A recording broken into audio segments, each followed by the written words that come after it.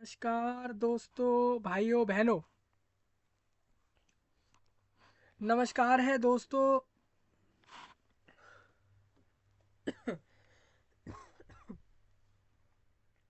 भाइयों बहनों एवं प्रिय सभी जितने भी लोग जितने भी लोग मुझे पूरे विश्व में, पूरे ब्रह्मांड में, पूरे दुनिया में किसी भी जगह से सुन रहे हैं, सबसे पहले मैं आप सभी लोगों का स्वागत करता हूं इस वीडियो में आने के लिए। दोस्तों, आप सभी को बता दूं, इंडिया देश में एक कंपनी है जिसका नाम है AIESL। इस कंपनी का पूरा नाम है AI इंजीनियरिंग सर्विसेज लिमिटेड। और ये कंपनी एक एयरक्राफ्ट कंपनियों में आती है।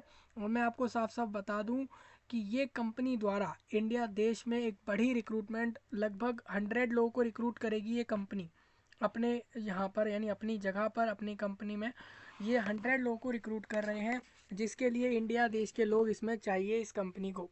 तो जितने भी इंडिया देश के सभी लोग, अपने जितने भी भाई बहन इस वीडियो में मेरे को सुन रहे हैं, चाहे वो किसी भी जगह से हो इंडिया देश में, चाहे वो मेघालय से हो, मणिपुर से हो, केरला से हो, कर्नाटका से हो, असम, वेस्ट बंगाल से हो, त्रिपुरा से हो, तेलंगाना से हो, या फिर किसी भी यूनियन टेरिटोरी से हो, या इंडिया देश में किसी भी गली या किसी भी चौराहे या किसी भी जगह से सुन रहे हैं, तो सभी को बता दूं, आप सभी के लिए यह वीडियो काफ़ी ज़्यादा खास होगा। क्योंकि यहाँ पर ये गवर्नमेंट ऑफ इंडिया की कंपनी है, मतलब गवर्नमेंट ऑफ इंडिया अंडरटेकिंग है, पब्लिक सेक्टर में आने वाली ये कंपनी है। और ये कंपनी लगभग 100 लोगों को रिक्रूट करेगी। ध्यान से सुनिए, 100 लोगों को ये कंपनी रिक्रूट कर रही है, मतलब जॉब दे रही है। अगर आप लोग बेरोजगार हो, आपके पास रोजगार नहीं है और आपके पास जॉब नहीं है, तो इससे अच्छा मौका आपको मिल नहीं सकता। टोटल 100 लोगों को यहाँ पर जॉब मिलेगी। ठीक है, अब वो पोस्ट कौन कौन सी होंगे वो मैं अभी आपको बताऊंगा। इस वीडियो में मैं आपके साथ नोटिफिकेशन डिस्कस करूंगा या 100 वैकेंसी पर, एलिजिबिलिटी, क्वालिफिकेशन क्या रहेगी इन पोस्टों पर अप्लाई करने की, सैलरी क्या मिलेगी और कौन कौन सी पोस्टें हैं, क्या काम करना होगा, कैसे सिलेक्शन होगा, क्या कोई एग्ज़ाम लिया जाएगा, और कैसे आपको यहाँ पर वैकेंसी मिलेगी, मतलब फॉर्म भरने से लेके पूरा जॉब मिलने तक का सारा प्रोसेस, पूरा नोटिफिकेशन इस वीडियो में कवर होगा। अगर आप इंडिया देश से हो तो ज़रूर इस जानकारी को आखिर तक जानें। आपको बता दूं, इंडिया के लोगों के लिए ही यह वीडियो खास लाया गया है, इंडिया कंट्री के लोगों के लिए। ठीक है, और एक चीज़ ये भी कहूँगा दोस्तों, इसमें आप जैसा कि देख रहे हो, ये आपके सामने वेबसाइट का लिंक है AIESL। ठीक है, ये इंडिया की कंपनी, देख लो .in लिखा है, इंडिया की कंपनी है। इस कंपनी में आपको 100 लोग रिक्रूट होंगे। अब वो पोस्ट कौन सी है वो मैं अभी बता दूंगा। और आपको इस वीडियो के सही नीचे लिंक दिया गया है अप्लाई करने का भी, और नोटिफिकेशन लिंक और वेबसाइट का भी जो लिंक है वो आपको मिल गया है। आपको एक चीज़ और यह भी कहूँगा कि भाई, एक चीज़ ज़रूर ऐसा करना कि इस जानकारी को लोगों तक ज़रूर पहुँचा देना, क्योंकि आपके पास समय कम है। इसके अंदर समय सिर्फ आपके पास 23 तारीख आखिरी है। 23 तारीख, जी बिल्कुल आप सही सुन रहे हो, आज 17 है। आपके पास अभी भी, आप अगर देखते हो तो अभी भी आपके पास 7 दिन है, 7 से 8 दिन है। अगर आप इसको लोगों तक शेयर कर दोगे तो लोग अप्लाई कर लेंगे समय से। ठीक है, चलिए, इसी वेबसाइट पे आपको देखो करना क्या है, मैं आपको बता दूं। इस नोटिफिकेशन को आपको अगर खुद ढूंढना हो तो आप कैसे ढूंढ सकते हो, तो आप इसमें थोड़ा सा नीचे आओगे तो यहाँ पर आप लोग अलग अलग कॉलम से देख रहे हो, अलग अलग चीज़ें देख रहे हो। और ये वेबसाइट है उस कंपनी का, और काफ़ी अच्छा इंटरफेस दिया गया है। देखो वेबसाइट कितनी बढ़िया एक लग रही है, पूरी इमेजेस डाली गई हैं इस वेबसाइट पर।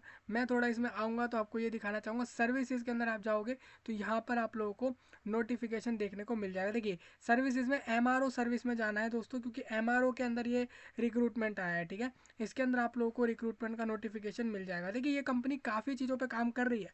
ठीक है, पूरे इंडिया देश में बहुत बड़े स्केल पर काम करती है ये कंपनी। अब इंडिया देश आपको पता ही है कितने सारे यूनियन टेरिटोरी और कितने स्टेटों का कलेक्शन है, यानी कितना बड़ा है। तो आप समझ सकते हो कि कंपनी कहीं ना कहीं एक बड़े लेवल पर काम कर रही है, एविए जो आपके जो है एयरक्राफ्ट के फील्ड में। और इस कंपनी को रिक्रूट करना है आप लोगों को, 100 लोगों को रिक्रूट करेगी, सिर्फ 100 लोगों को रिक्रूट करेगी। और आप अगर इस मौके को लेना चाहो आप ले सकते हो। आपको बता दूं, इसका नोटिफिकेशन 7 तारीख को बन गया था और 10 तारीख को इसका नोटिफिकेशन वेबसाइट पर लाया गया था।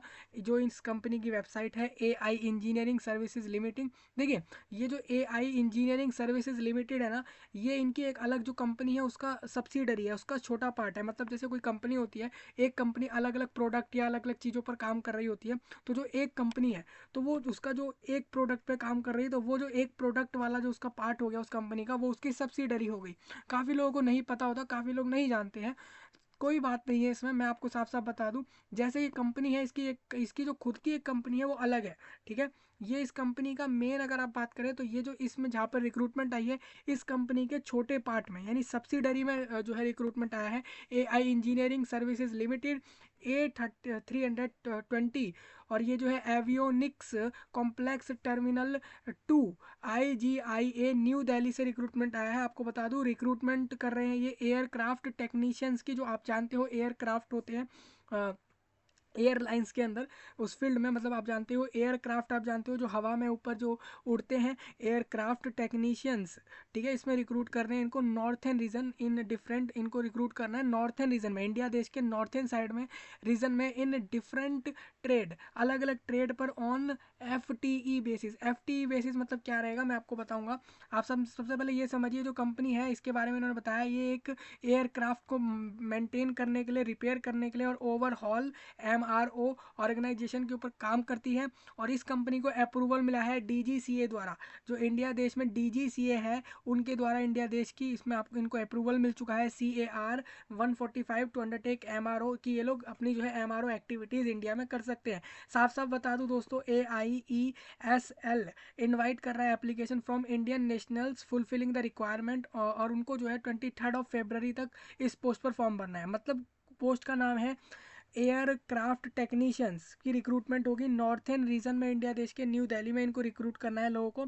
और ये 23 लास्ट डेट है, ठीक है। मैंने कहा इसको मैं डिस्कस कर दूं, कहीं ये लोगों के साथ लोगों की ये रिक्रूटमेंट रह ना जाए। काफ़ी लोग एयरक्राफ्ट के एयर साइड में जाना चाह रहे हैं, मतलब कि वो एयरलाइंस और इन सारे फील्ड में जाना चाह रहे हैं, तो आपके लिए इससे अच्छा मौका हो नहीं सकता। और आप देखोगे in different trade from the open market on fixed term employment basis, मतलब कि फिक्स्ड टर्म के लिए आपको एम्प्लॉय करेंगे, मतलब कि कुछ समय एक फिक्स रहेगा कि इतने समय आपको यहाँ पर जॉब करनी है, उसके लिए आप लोग यहाँ वैकेंसी ले सकते हो। ये इंडिया देश के न्यू दिल्ली में रिक्रूटमेंट होगी, एयरक्राफ्ट टेक्नीशियंस की पोस्ट है। लेकिन इंडियन नेशनल्स, मतलब पूरे इंडिया से कहीं से भी कैंडिडेट फॉर्म भर सकता है। कोई कैंडिडेट मान के चले यहाँ पर कर्नाटका का है, कोई कैंडिडेट मान लेते हैं तमिलनाडु का है, वेस्ट बंगाल का है, बिहार का है, तो वो भी इस वैकेंसी को ले सकता है।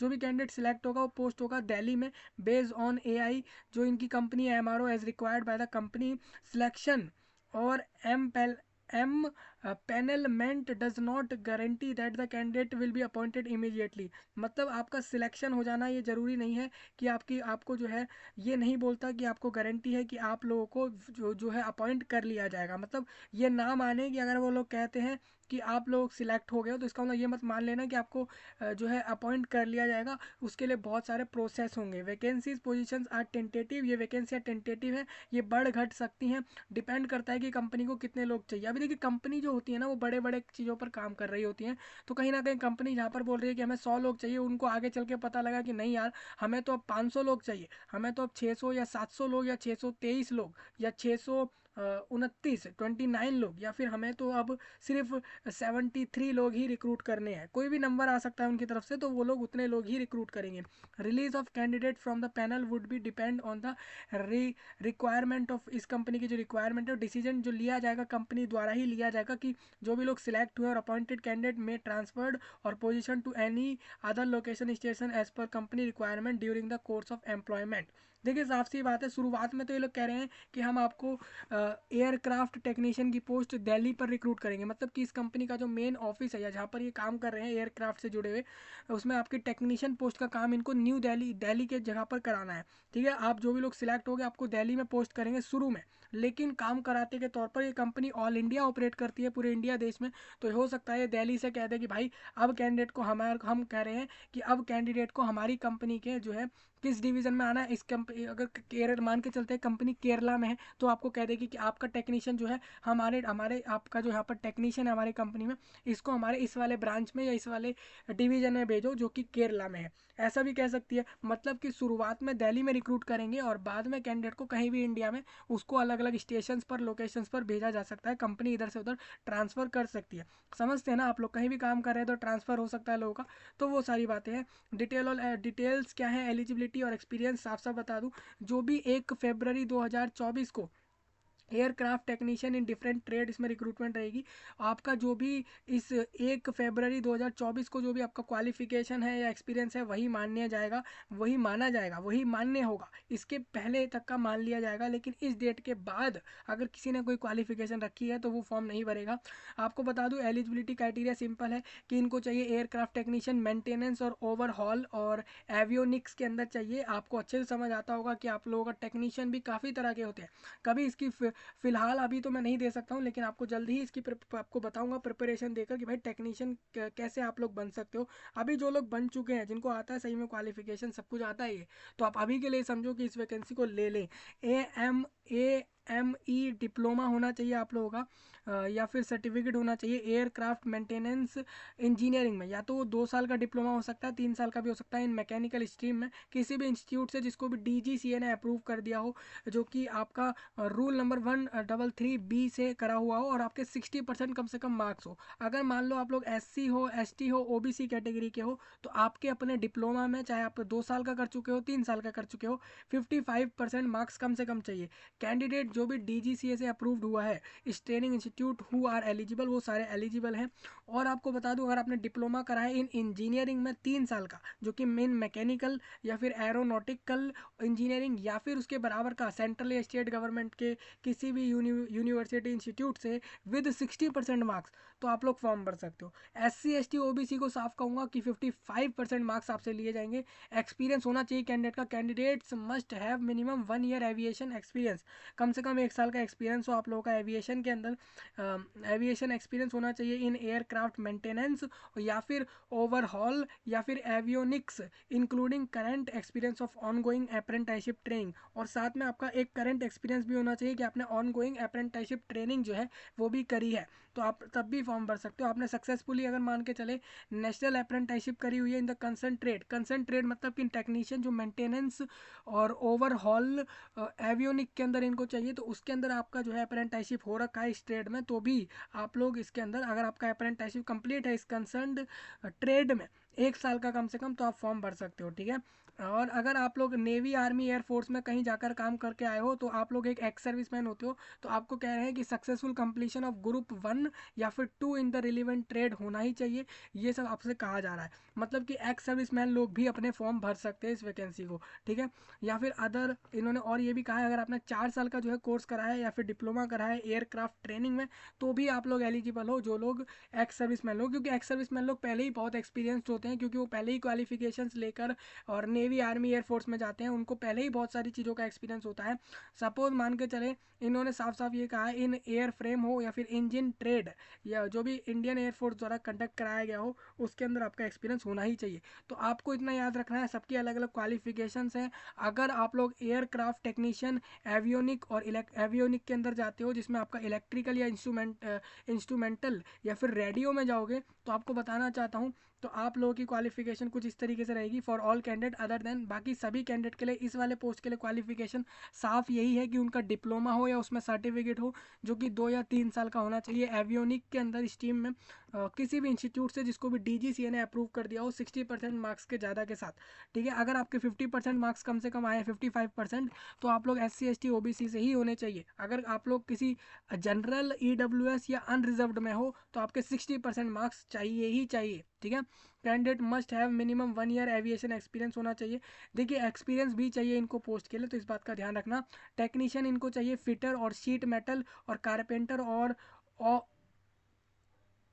अप अपहॉल्स्ट्री और वेल्डर, इनके लिए इनको चाहिए। इसमें बोल रहे हैं कि ITI ट्रेड होना चाहिए उस कैंडिडेट का, रिकॉग्नाइज बाय सेंट्रल या स्टेट गवर्नमेंट। देखिए अगर आप फिटर में जाते हो, शीट मेटल और इन सब में जाओगे टेक्नीशियन की पोस्ट लेने, तो ये सिर्फ इतना कहते हैं कि आपका ITI ट्रेड सर्टिफिकेट हो। Most of the candidate 10th के बाद ITI कोर्स कर सकते हैं, ठीक है, ये कंडीशन है, ये बात याद रखिएगा। स्टेट लेवल का भी सर्टिफिकेट एक्सेप्ट होगा, नेशनल लेवल का भी एक्सेप्ट हो जाएगा। 2 साल का रिलेवेंट ट्रेड इन इंडस्ट्री के अंदर आपका जो है एक्सपीरियंस होना ही चाहिए।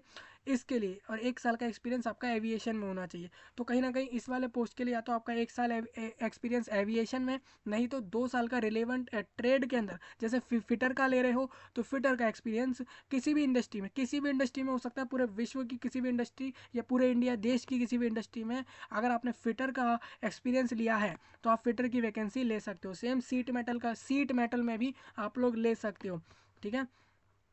अगर आपका 2 साल ये एक्सपीरियंस नहीं है तो आप 1 साल एविएशन का भी एक्सपीरियंस दिखाकर यहाँ से आगे बढ़ सकते हो। इनको एक्सरे और NDT टेक्नीशियन रिक्रूट करना है, जिसमें BSc फिजिक्स या फिर डिप्लोमा करा हुआ कैंडिडेट होना ही चाहिए उस फील्ड का, तो फॉर्म भर सकते हैं। अभी आपने ये सारा कुछ समझा, अब मैं आपको बताता हूँ नंबर ऑफ वैकेंसी कितनी है।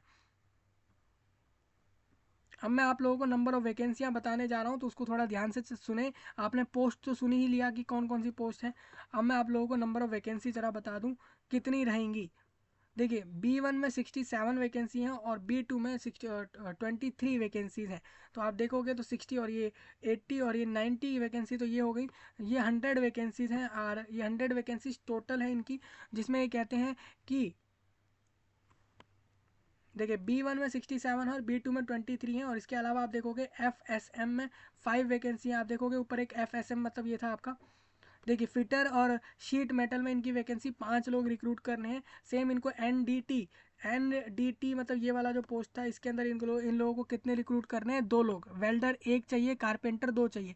तो ये 10 हो गए वैकेंसी और ये 90 हो गए वैकेंसी। अब देखिए इन वाले पोस्टों के अलावा जो बाकी ऊपर के पोस्ट थे वो आपके ये थे जिसमें डिप्लोमा कैंडिडेट का मांगा जा रहा है। तो कहीं ना कहीं डिप्लोमा वालों के लिए भी वैकेंसी है, ग्रेजुएट्स के लिए भी वैकेंसियाँ हैं, और प्लस ITI ट्रेड वालों की भी वैकेंसीज हैं। तो ट्रेड वाइज आप देख लो, अगर आप इस वैकेंसी को लेना चाहो ले सकते हो। सिलेक्शन प्रोसेस कैसे होगा, स्किल टेस्ट कराएंगे। आपका जो ट्रेड है, जो ट्रेड आपकी क्वालिफिकेशन आप रखते हो, वो आपका टेस्ट होगा, प्लस टेक्निकल असेसमेंट और पर्सनल इंटरव्यू होगा।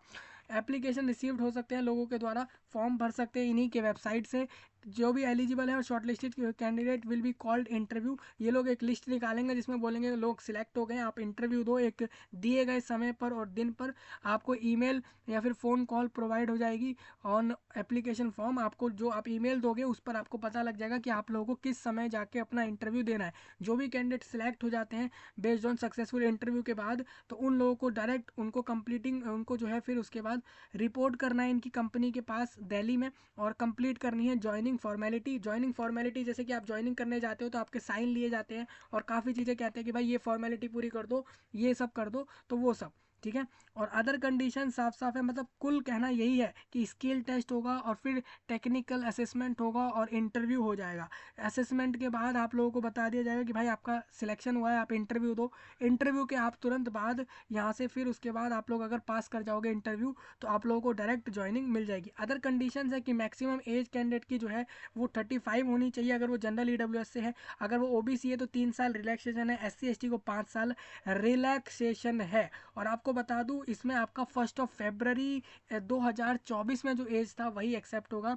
ड्यूरेशन ऑफ कॉन्ट्रैक्ट में बता दूं, कॉन्ट्रैक्ट का ड्यूरेशन ये रहेगा, इनिशियल 5 साल के लिए जॉब रहेगी और एक्सटेंड होके और फर्दर पीरियड ऑफ 5 साल डिपेंडिंग ऑन रिक्वायरमेंट। मतलब कहीं ना कहीं आप लोगों को 10 साल की ये जॉब आपके लिए आ गई है, ठीक है, आप समझ सकते हो। तो मतलब आप अगर ये लोग फिक्स टर्म में भी आपको 5 साल रिक्रूट कर रहे हैं तो बहुत सही है। 5 साल आपका यहाँ पर जॉब करके काम चल जाएगा। तो जिन लोगों को भी जॉब चाहिए, रोजगार चाहिए, उनको मिल नहीं रहा है लेकिन वो क्वालिफिकेशन रखते हैं, तो इससे बढ़िया मौका हो नहीं सकता। साफ साफ बता दूं, 5 साल शुरुआत में आपको रखेंगे ही रखेंगे और नेक्स्ट 5 साल और बढ़ा देंगे। देखिए कंपनी जो होती है ना, वो हर साल कहीं ना कहीं एक बड़े स्केल पर चली जाती हैं, क्योंकि वो उनको भी पता है अगर वो कंपनी पूरे इंडिया पे ऑपरेट करे तो कहीं ना कहीं उनका जो बिजनेस है वो इतना लंबा एक बड़े लेवल पर चल रहा होगा, जिससे कि वो कैंडिडेट वो इतना ध्यान भी नहीं देंगे एक एम्प्लॉय पे, जो कि इतने लोग जहाँ पे काम कर रहे होते हैं। तो कहीं ना कहीं आपका ये 5 साल जो है, इस 5 साल को और 5 साल इंक्रीज कन्फर्म्ड हो ही जाएगा। तो मैं आपको बता दूं कि कहीं ना कहीं आपकी ये जो जॉब है 10 साल तो कन्फर्म हो ही गई और आगे भी बढ़ सकती है। आप देखिए पर मंथ ये आपको 28,000 रुपये पर मंथ देंगे, time of joining as per the approved salary जो भी इस कंपनी ने बनाई है। ये कंपनी द्वारा एक सैलरी डिसाइड करी गई है एम्प्लॉय की टेक्नीशियन पे, जिसमें ये कंपनी कैंडिडेट को 28,000 रुपये पर मंथ देती है एक सैलरी के तौर पर, ठीक है। तो 28,000 सही है, आप लोग जा सकते हो इसको लेने। हाउ टू अप्लाई, तो मैं आपको बता दूं इसमें गूगल फॉर्म जैसा फॉर्म है, देखोगे आप लोग, ये कह रहे हैं जो भी लोग एलिजिबल है फॉर्म भर सकते हैं। और ड्यूली फिल्ड एक फॉर्म आपको भरना है, जिसका फॉर्म अभी मैं आपको दिखाऊंगा। देखिए फॉर्म का लिंक है, इस पर आप क्लिक करोगे आपके सामने फॉर्म आ जाएगा। याद रखें आपको 1000 रुपीज़ देने होंगे, जो कि वापस नहीं होंगे। देखिए वही लोग फॉर्म भरे जो लोग सही में एलिजिबल हैं, क्वालिफिकेशन रखते हैं, ठीक है, बाकी लोग फॉर्म ना भरें। साफ सी बात कहूँगा। फॉर जनरल EWS और OBC टूवर्ड्स एप्लीकेशन बाय, ठीक है, नॉन रिफंडेबल 1000 रुपीज़ यहाँ पर देने हैं लोगों को, ये आप लोगों को ध्यान रखना है, ठीक है। देखिए आपको फीस किधर पे करनी है, तो AI, इनका जो AI इंजीनियरिंग सर्विसेज लिमिटेड है, बैंक नेम SBI के अंदर इनका अकाउंट है, इस कंपनी का, ये जहाँ पर पेमेंट करा रहे हैं, अकाउंट नंबर इन्होंने दे दिया है, IFSC कोड दे दिया है, और ब्रांच इनकी न्यू दिल्ली मेन ब्रांच में, इनकी मेन ब्रांच है पार्लियामेंट स्ट्रीट, मतलब जहाँ पर पार्लियामेंट है, पार्लियामेंट एरिया के पास इनका मेन ब्रांच है न्यू दिल्ली में। वहाँ पर इनका जो है बैंक, उस वहाँ पर इनके जो है उनकी उस ब्रांच के उस अकाउंट नंबर में इनके जो है आपकी अमाउंट जाने वाली है। तो ये आपको अकाउंट डिटेल मिल गई, इस पर पेमेंट कर लेना आसानी से। कैंडिडेट को एडवाइस करी जा रही है कि वो इंस्ट्रक्शन सारे देख ले। अब इंटरव्यू देने से पहले कोई एग्जाम नहीं होगा, ठीक है, सिंपल सी बात है। कोई टेक्निकल असेसमेंट करा लेंगे, कुछ आपको जैसे इस पोस्ट पर टेक्निकली जो चीज़ें आती हैं टेक्नीशियन को, उससे कहेंगे कि चलो ये करके दिखाओ, स्किल टेस्ट करवा लिया थोड़ा, और उसके बाद कुछ टेक्निकल असेसमेंट देकर कुछ करवा लिया, हो सकता है कुछ क्वेश्चन वहाँ पर करा लें, ये सब हो सकता है। उसके तुरंत बाद इंटरव्यू ले लेंगे, जो भी लोग सिलेक्ट हो जाते हैं उनको इंटरव्यू करा देंगे, और इंटरव्यू के तुरंत बाद ज्वाइनिंग देकर लोगों की जॉब मिल जाएगी। तो टोटल 100 लोगों को मिलनी है जॉब, 28,000 रुपये पर मंथ मिलने हैं, और ये एक गवर्नमेंट जॉब आप मान सकते हो, क्योंकि ये company government of India undertaking है, मतलब PSU इस कंपनी को कहा जा रहा है, और ये कंपनी 28,000 रुपये पर मंथ एक कैंडिडेट को इधर देगी, ठीक है, ये यहाँ पर लिखा है साहब। और एक चीज़ बता दूँ, कैंडिडेट रिसीव कर ले अपना, रिसीव टू फिल और सबमिट करे अपने फॉर्म को और अपलोड कर दे तुरंत, ठीक है। और इतना इस बात का ध्यान रखें कोई गलतियां ना करें फॉर्म भरने में, ये भी इन्होंने साफ बोला है। अगर आप किसी कैटेगरी रिजर्वेशन में आते हो, SC ST OBC इन सब में किसी में भी आते हो, तो आप लोग अपने कैंडिडेट अपने जो है कास्ट फॉर्म को जरूर लगाए, ठीक है। मान के चले कोई कैंडिडेट OBC से बिलोंग कर रहा है, तो उसको सबमिट करना पड़ेगा एक फोटो कॉपी कि वो नॉन क्रीम लेयर में है, तो उसका उसको प्रूफ देना पड़ेगा, ठीक है। OBC नॉन क्रीम लेयर, और गवर्नमेंट ऑफ इंडिया रूल चलेगा, मतलब ऑल इंडिया कैंडिडेट किसी भी जगह का रिजर्वेशन ले सकता है। मान के चले कोई कैंडिडेट यहाँ पर आता है और कहता है कि मैं तमिलनाडु से फॉर्म भर रहा हूँ, तो वो भी कैंडिडेट यहाँ पर अपने SC ST के रिजर्वेशन को ले सकता है, जो कि उसको अपर एज में अप्लाई करते में फ़ायदे मिल रहे हैं, ठीक है।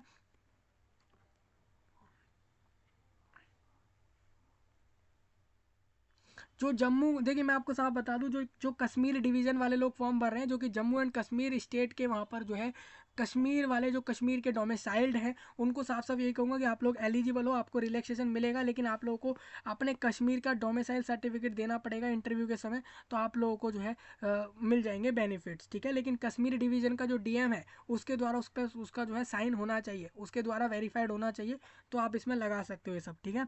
तो इतना आसान है, अगर आप लोग रिजर्वेशन लेना चाहो, रिलैक्सेशन लेना चाहो, तो आप लोग ले सकते हो। बाकी इस पॉइंट को एक बार रीड करें कि आपको किस किस चीज़ की ज़रूरत है, इस बात का थोड़ा सा यहाँ पर देख लें। ये सारे पॉइंट आपके लिए लिखे हैं, जनरल कंडीशंस हैं जो सबके लिए लागू होंगी, वो एक बार यहाँ से देख लें, आप एक बार समझें इस सारी चीज़ को।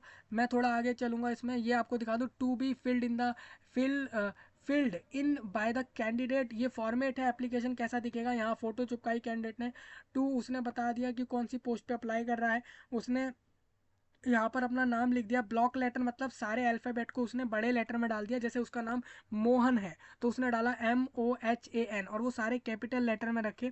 फिर उसने बोला मेरा फर्स्ट नेम ये है, मिडल नेम ये है, और सर नेम ये है, इस तरीके से बताया। फादर नेम बता दिया, किस ईयर के कौन से महीने की कौन सी तारीख का बर्थ है, किस जगह पर और किस किस राज्य में उसका बर्थ हुआ, रिलीजन उसका क्या है, जेंडर क्या है, मेल फीमेल, नेशनैलिटी इंडिया की है या कहाँ की है, हालांकि इंडिया का लोग ही फॉर्म भरेंगे, मेलिंग एड्रेस उसको बताना है, सिटी बतानी है, स्टेट और पिन कोड जहाँ उसका एड्रेस है, उसको टेलीफोन नंबर देना है, मोबाइल नंबर, ईमेल देना है, DGCA कंप्यूटर नंबर उसको देना है। देखिए ये नहीं देना होगा, एक मिनट बता दूँ आप लोगों को, ईमेल आपको देना है, उसके आगे बढ़ना है, वेदर आप लोग SC ST अनरिजर्व्ड हो क्या हो उसको बताओ, और इस तरीके से पूरा फॉर्म भरा जाएगा, ठीक है। आप एक्स सर्विसमैन हो या नहीं हो ये बताओ, क्वालिफिकेशन 10th आपने कहाँ से करी, किस यूनिवर्सिटी से करी, किस साल के किस महीने में पास करी, कितने समय में हो जाती है, तो 10th 12th एक एक साल में हो जाते हैं। डिग्री हो जाता है वो डिग्री डिप्लोमा 2 या 3 साल 4 सालें भी लग जाती हैं, तो उसको आपको यहाँ पर बताना है, कितने कितने परसेंटेज आए उसको भर देना है यहाँ पे। और इस तरीके से आप लोग देखोगे ये सारे कॉलम आपको बताने हैं कि कौन कौन सी जो आपके लिए एप्लीकेबल होता है उसी चीज़ को बताना है। फ्लुएंसी बताना है लैंग्वेज में, आप हिंदी बोल सकते हो, इंग्लिश बोल सकते हो, ठीक है। लोकल है अगर कोई तो आप स्पेसिफाई कर देना कि कौन सी लोकल लैंग्वेज है जो आपको आती है। रिमार्क में आप लोग इस चीज़ को बता सकते हो। मदर टंग आपको आती है नहीं आती है इंडिया देश की, और अदर्स आपकी कोई अदर लैंग्वेज भी कोई आती हो तो वो भी आप बता सकते हो, ठीक है। टिक करना है सिर्फ अप्रोप्रिएट कॉलम में। आप जैसे इंग्लिश है तो आपको पढ़नी भी आती है, और रीडिंग मतलब कि पढ़नी, और स्पीक मतलब कि बोलना, और राइट मतलब लिखना, ये तीनों आते हैं तो टिक कर देना। अब ऐसा भी कुछ चीज़ें होंगी जो कुछ लैंग्वेज में लोगों को नहीं आती तो उसको छोड़ दे, सिंपल सी बात है। जो आता है उस पर टिक कर लें। तो इस तरीके से पूरा प्रोसेस है फॉर्म का। वर्क एक्सपीरियंस आपसे मांगा जा रहा है पोस्टों पर, वो आपको बताना है किस कंपनी में कब से कब तक वर्क एक्सपीरियंस करा, क्या सैलरी मिलती थी, किस समय से कब तक किया आपने, और जो है आपका कितने समय का एक्सपीरियंस है, क्या जॉब थी आपकी वहाँ पर। तो ये सारी चीज़ें आपको बतानी है, डिक्लेरेशन देना है, एप्लीकेंट को अपने यहाँ साइन करने हैं, और इस तरीके से इसको भरना है, ठीक है। इंटरव्यू के समय लोगों को क्या क्या दिखाना है मैं आपको बता दूं। 12th का सर्टिफिकेट, 10th का सर्टिफिकेट, 10th का पासिंग सर्टिफिकेट, 10th का मार्कशीट, और स्कूल छोड़ने का सर्टिफिकेट कि भाई 12th पास हो गया, स्कूल छोड़ दिया। और एप्लीकेशन फ़ीस कि भाई मैंने जो है यहाँ पर फॉर्म भरा है तो एप्लीकेशन फ़ीस जो लग रही है उसकी जो है आपको रिसिप्ट दिखानी होगी इंटरव्यू के समय। इसके भी अलावा डिग्री डिप्लोमा मार्कशीट्स आपको दिखाने होंगे जो भी आपके हैं। और इसके अलावा आपको बता दूँ यहाँ पर कास्ट सर्टिफिकेट अगर आपका कोई है, डोमिसाइल सर्टिफिकेट है कोई, तो वो आपको दिखाना है। इंडिया देश की नेशनैलिटी प्रूफ करने के लिए एक तो आईडी दिखा दो, सिंपल सी बात है। और बाकी तो 10th का मार्कशीट काफ़ी रहेगा इस चीज़ के लिए। एलिजिबल जो भी लोग SC ST में हैं उन लोगों को इस तरीके का फॉर्म भरना होगा SC ST का। ये आपको ये क्लियर करेगा। देखिए अगर कोई SC ST और वो एम्प्लॉयड नहीं है तो उनको ये सर्टिफिकेट देना है, reimbursement of fare of to eligible SC candidate person interview. Interview में जाने के लिए SC ST वाले लोगों को ये फॉर्म भरना होगा जिससे कि इंटरव्यू में जाने का खर्चा ये कंपनी आपका उठा ले। अगर आप SC ST हो और आप लोग दिल्ली में इस वैकेंसी को लेने आ रहे हो, और मान लेते हैं कि आप लोग इस वैकेंसी को दिल्ली में लेने आ रहे हो तमिलनाडु से, ठीक है। आप हो सकता है ना तमिलनाडु से दिल्ली में आ रहे हैं लोग इस वैकेंसी को लेने, तो ऐसे में लोगों को करना क्या होगा, साफ सी बात है कि आपको ऐसा करना होगा कि यहाँ पर आप सभी लोगों को SC ST को ये फॉर्म भर देना है, जिससे कि आप लोगों को इंटरव्यू में जो है आने के लिए जो खर्चा है वो ये कंपनी खुद उठा ले। सेकेंड क्लास का जो है रेल या बस का खर्चा ये खुद उठाएगी कंपनी, आपको बस इसको भर के रख देना है, ठीक है। OBC फॉर्मेट है ये, OBC का जो है applying appointment to post under the government of India, ये OBC का ये सर्टिफिकेट फॉर्म है, आप देख सकते हो ये उनके लिए रहेगा, ठीक है। तो इस तरीके से होता है। देखिए OBC को कौन वेरीफाई कर रहा है, DM वेरीफाई कर रहे हैं इन सर्टिफिकेट को, ठीक है। जो जिलों में अलग अलग इंडिया के जिलों में जो DM है ना वो लोग इसको वेरीफाई कर रहे हैं, तो आप इस चीज़ को देख सकते हो। ये EWS वालों का सर्टिफिकेट है, तो इस तरीके से आप लोग देख लो तो ये पूरा नोटिफिकेशन हो जाता है। अब कोई कहेगा सिलेबस, तो भाई इसमें कोई एग्ज़ाम तो हो नहीं रहा आप लोगों का, ठीक है। कोई एग्ज़ाम नहीं है, किसी को कोई एग्ज़ाम वगैरह नहीं देना है, सिर्फ कैंडिडेट को फॉर्म भर देना है। फॉर्म के तुरंत बाद उसको एक स्किल ट्रेड या स्किल टेस्ट या ट्रेड टेस्ट देना है। उसके तुरंत बाद उससे कुछ टेक्निकल असेसमेंट करा लेंगे, टेक्निकल या तो कुछ 10-12 क्वेश्चन पूछ लिए वहीं पर, ऐसा कुछ करा लेंगे। और उसके बाद उसको बता देंगे कि आप जाओ, आपको मेल पर बता देंगे कि आप सिलेक्ट हुए हो नहीं हुए। और उसके बाद ठीक है, उसके बाद वो लोग फिर सिलेक्शन जिनका हो जाएगा उनको कह देंगे दिल्ली में इस जगह पर आकर या किसी भी जगह पर बुलाकर इंडिया देश में आपका इंटरव्यू करा लेंगे। और इंटरव्यू के तुरंत बाद जैसे इंटरव्यू में लोग पास कर जाते हैं उनको कह देंगे कि भाई आप ज्वाइनिंग ले लो आके, और इस तरीके से लोगों को वैकेंसियाँ मिल जाने वाली है, ठीक है। तो रिजर्वेशंस तो है ही वैकेंसियों में। आप अगर ये कहेंगे लोग कि सैलरी के अलावा कोई अदर अलावेंस तो होगा नहीं जैसा कि लिखा भी है, लेकिन हो सकता है कोई कभी कभार कुछ फ़ायदे ऐसे हो जाए जो दे दिए जाएँ कंपनी द्वारा, क्योंकि गवर्नमेंट कंपनी है। ये तो आपने देख ही लिया। लेकिन 28,000 रुपये पर मंथ देगी सैलरी, तो कहीं ना कहीं आप ये मान सकते हो 30,000 रुपये पर मंथ आपको सैलरी, और कुछ अलावेंस अगर मिल भी जाए 1,000-2,000 के, तो मैं 28 से 30,000 इसमें मान सकता हूँ, ठीक है। तो ये सब हो जाएगा। तो ये आपका हो गया पूरा नोटिफिकेशन। समय कम रहेगा इसमें तो लोगों तक पहुंचा देना। ऑल इंडिया, पूरा इंडिया देश का कैंडिडेट इंडिया में किसी भी जगह से, पूरे इंडिया में कहीं से भी फॉर्म भर सकता है, ठीक है। एयरक्राफ्ट टेक्नीशियन, देखिए इस तरीके से गूगल फॉर्म है। आप कहोगे जब ये फॉर्म है तो ये दूसरा फॉर्म क्यों था, ठीक है। आप कहोगे दो तरह के फॉर्म क्यों है, ठीक है। लोग कह सकते हैं ना भाई कि ये देखिए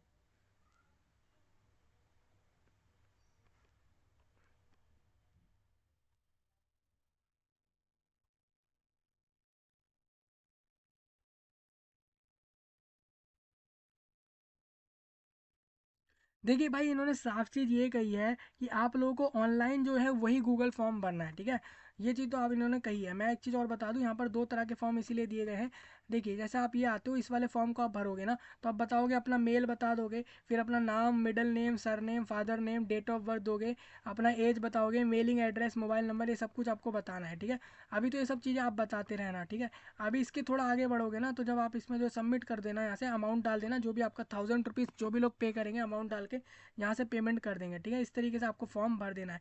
एक copy of response will be, ठीक है। इसको फॉर्म आप यहाँ से इस तरीके से भर लोगे, और एक आपको वो तो ऐसे एक एग्जाम्पल के तौर पर अलग से दिखाया गया है कि आपको कैसे भरना होगा फॉर्म, ठीक है। बस वो एक एग्जाम्पल था, नोटिफिकेशन में जो ये था, ये एक एग्जाम्पल के तौर पर है।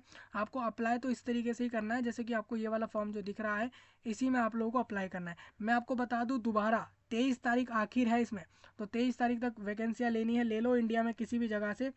ये 1000 रुपये में फॉर्म भर जाएगा। अगर आप लोग SC ST हो तो कहीं ना कहीं आपसे फ़ीस नहीं ली जाएगी। सिर्फ जनरल, OBC और EWS वाले लोग ही इसमें 1000 रुपीज़ पे करेंगे, और बाकी कैंडिडेट्स की फ़ीस इसमें नहीं लिखी थी। आप देखो, मैं एक बार दिखा दूँ लोगों को। देखिए, यहाँ पर क्या लिखा है, अभी देखें तो यहाँ पर एक फ़ीस के बारे में लिखा था। ये देखिए, यहाँ पर लिखा है 1000 रुपये फॉर जनरल, EWS और OBC कैंडिडेट, ठीक है। बाकी लोगों का तो नाम ही नहीं है, SC ST यहाँ डाला ही नहीं। यानी SC ST वालों से रुपए ना फीस फॉर्म के ले रहे हैं, और ना ही उनसे इंटरव्यू का कोई चार्ज ले रहे हैं। इंटरव्यू में भी आने जाने का खर्चा भी दे रहे हैं, मतलब उनको फ्री में वैकेंसी मिल रही है, ठीक है। तो ये पूरा नोटिफिकेशन था, आप लोगों के सामने डिस्कस कर दिया। 100 वैकेंसीज हैं सिर्फ, ठीक है। लेकिन अब वो कौन लोग लेते हैं वो देख लें, कोई एग्ज़ाम जैसी चीज़ें नहीं होंगी, ठीक है। तो यही आपके लिए एक अच्छा अपडेट था जो मैंने आपको बता दिया। किसी को कोई डाउट रह गया हो, कोई भी आपका ऐसा कोई क्वेश्चन हो जो आपको बताना हो, ज़रूर बताना। और इस जानकारी को पूरे विश्व में शेयर करना, इंडिया के एक एक लोगों तक ज़रूर पहुँचा देना, जहाँ जहाँ तक आपको शेयर करना है। मैं आपसे मिल रहा हूँ नए टॉपिक के साथ, तब तक के लिए आप सभी का धन्यवाद।